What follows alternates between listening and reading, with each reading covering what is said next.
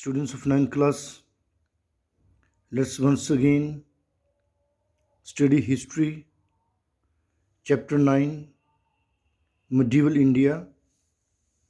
The chapter name is Mughal Empire.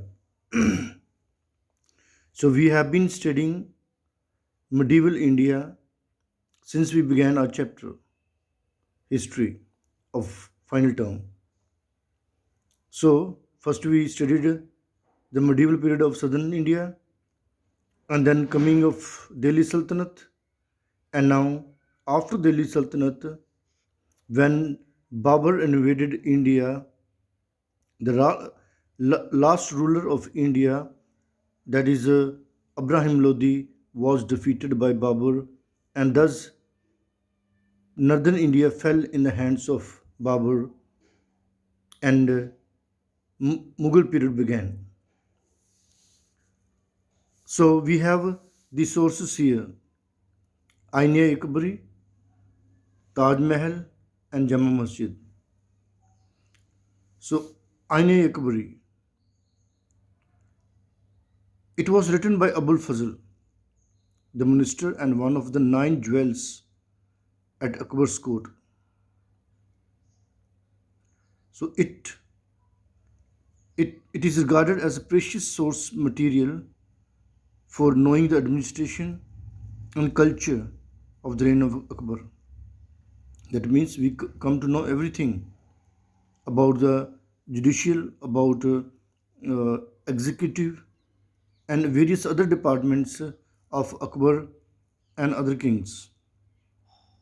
The book has been divided into four. The first book deals with the uh, imperial household, and the second book deals with the servants of the emperor, and the third book deals with the imperial administration, and so on. You just see here. The fourth contains information about Hindu philosophy, and the fifth book contains wise saying of Akbar. And then we have Taj Mahal. It was built by Shah Jahan in memory of that everyone know about this. It was designed by Ustad Isha Khan, and it's made pure white marble. Okay, so this also Taj Mahal also gives us great information about the Mughals.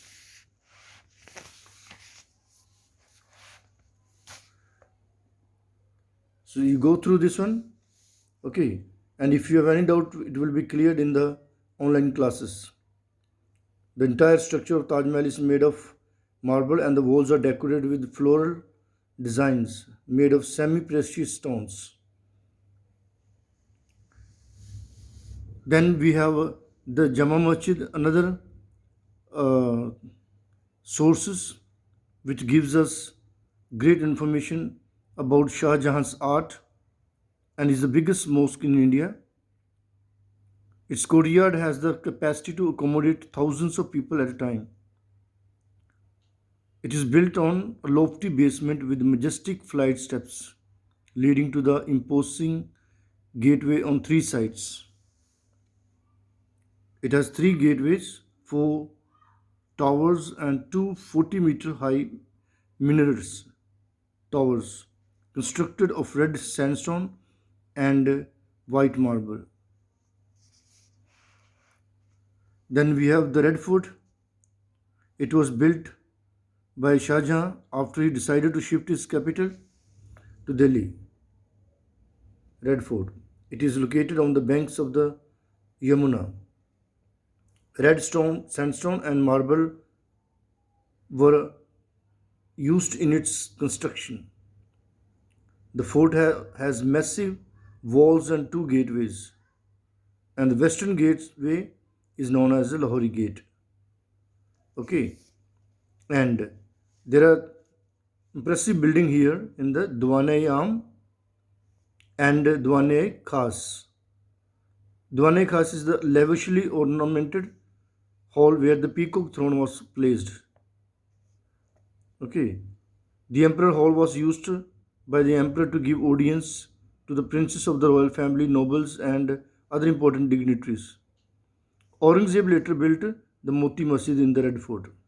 So that is all from the Red Fort.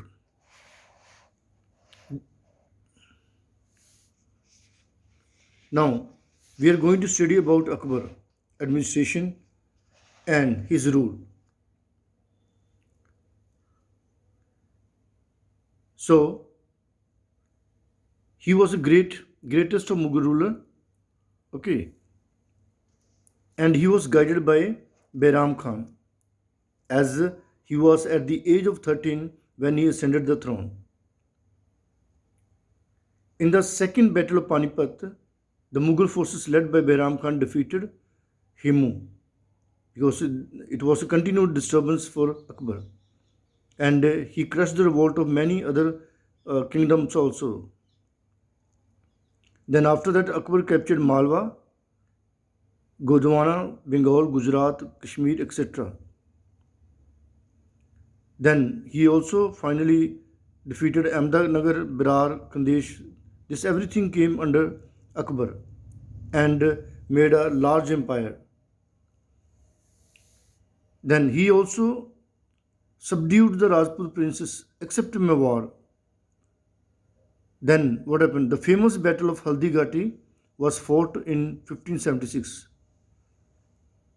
between Maharana Pratap and Akbar. Maharana Pratap fought with matchless courage but had to escape from there.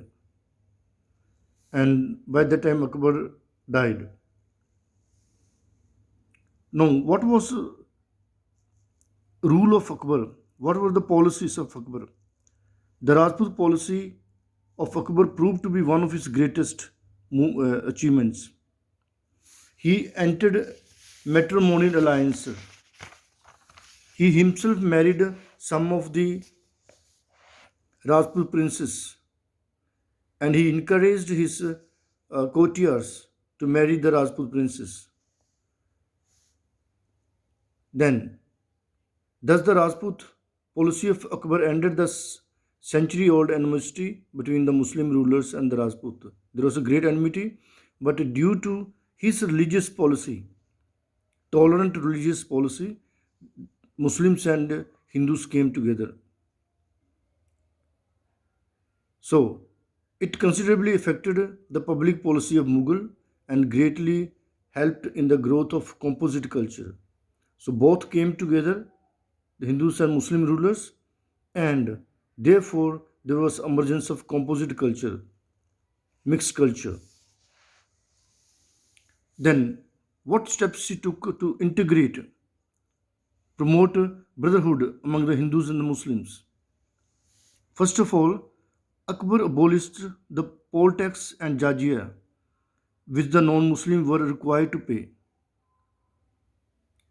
He also abolished pilgrim tax on bathing, bathing at holy places such as Prague and Benares.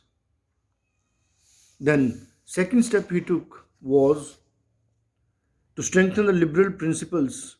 Akbar enrolled a number of Hindus in the nobility and gave them high post. Akbar built a hall called Ibadat Khanna, the hall of prayer at Fatehpur Sikri. Akbar issued a declaration on Mahazdar. He avoided ulema and himself became the supreme power of religious matters. Even he promulgated Deen Ilahi. He introduced a new religion called Deen Ilahi, which means Sulakul, universal brotherhood or harmony. So this religion ended with the death of Akbar. So such big steps were taken. He even translated many holy books, Tharva Veda, Bible, Quran, and so on. His education policy was Akbar issued orders to Kotwal to check the forcible practice of sati and the widow remarriage. Akbar legalized widow remarriage. Akbar raised the age of marriage to 14 for girls and 16 for boys. Akbar revised the educational syllabus for laying more emphasis on moral education. So this was a great steps taken by Akbar. Now, what is the administrative system of the Mughal? King was considered as the divine power. He was considered as a divine light of God. And The emperor was the head of executive, legislature, and judiciary and the army. He made laws and issued administrative ordinances. He was assisted by number of ministers. The head of the revenue department was known as a vizier or known as Dwanai Allah. Then head of military was known as a Mir Bakshi. Then judicial department was headed by the Qazi. Further, Akbar divided his kingdom, his empire, into provinces and further provinces into parganas. Each was headed by Mansabdars. And what is Mansabdari system? Refers to an individual who holds a Mansab rank, a position or a rank. The lowest the rank in the system was 10 and the highest was 5,000 for nobles. These ranks were divided into two, namely Zat and Swar. Zat fixed the personal status of a person and the salary due to him. And the Swar rank indicated the number of cavalrymen or Swar Mansabdar was required to maintain. And Mansabdar received their salaries as a revenue assignment called Jagirs. And what was the revenue system? Uniform system of measurement was established for calculating the land tax. Todermal drew up schemes for effective tax collection. So, students, I hope you might have understood this chapter. If you have any doubt, you can ask me on online classes. Thank you.